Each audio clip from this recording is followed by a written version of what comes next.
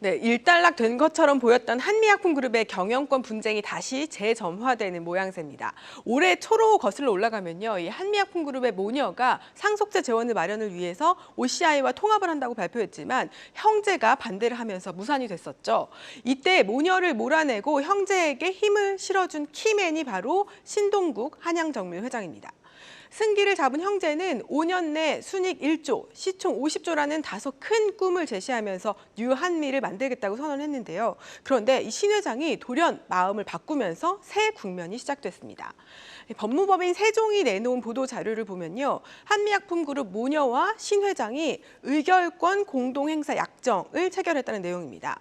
또 모녀의 일부 지분을 신 회장이 사주면서 모녀는 상속세를 낼 재원까지 마련했습니다.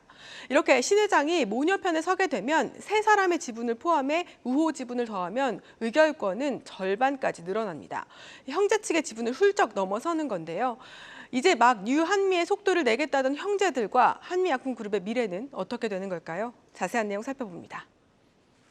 네, 신동국 회장 이분이 원래 형제 편을 들었던 분인데 석 달 만에 지금 모녀 편으로 갈아탔다.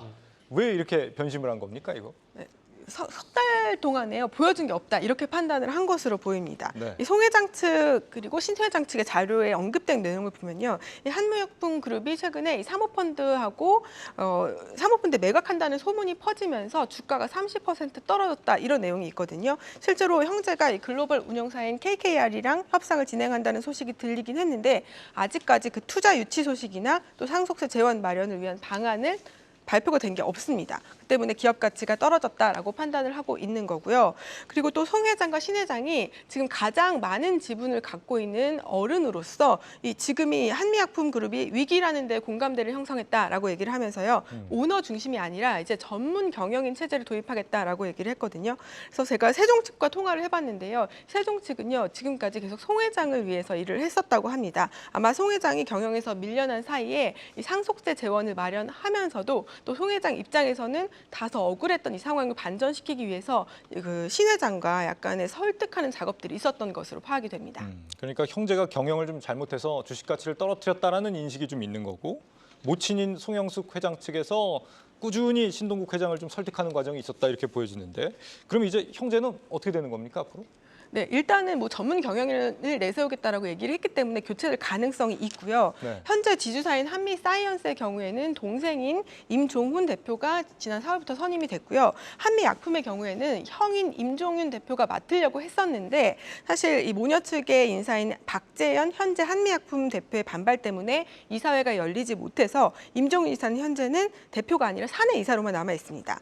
임종윤 이사 측과도 통화를 해봤는데요. 어제 나온 공시가 사전에 동의 없이 기습적으로 나와서 당황한 기색이 역력한 모습이고요. 그리고 임종윤 이사는 공시에 대해서 문제가 있다라면서 모든 법적 조치를 취하겠다라고는 했는데 어떤 문제가 있는지 어떻게 취할 건지에 대해서는 아직 언급을 구체적으로 하고 있지는 않습니다. 다만 신 회장이요, 적극적으로 경영에 참여한다라기보다는 주식을 다시 차익 실현을 해서 매각할 수도 있다라는 얘기도 나오거든요. 그 이유가 이 모녀를 지지하는 이유에 대해서 주가가 30% 떨어졌다라는 언급을 했었고, 그간의 신 회장의 행보를 보면은 경영권보다는 주식 차익 실현에 더 중점을 두고 투자를 했기 때문에 다시 주식을 매각할 수 있다라는 얘기도 나옵니다. 이에 대해서 또 형제들도 대비를 하고 있기 때문에 사태를 좀 지켜봐야 하고요. 그리고 세종 측에 또 물어봤더니요, 앞으로 신 회장 측과 모녀 측이 어떻게 할지는 아직 정해진 바가 없고 어떻게 될지 잘 모르겠다라고 얘기를 했거든요.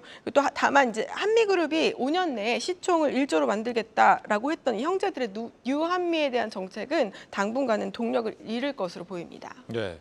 이사님, 지금 경영권 다툼이 생각보다 좀 길어지는 양상인데요. 한미사이언스는 오늘 강세를 보였습니다만 한미약품은 또 그렇지 못했습니다. 이게 주가에 좀 긍정적인 이슈가 되는 게 맞을까요?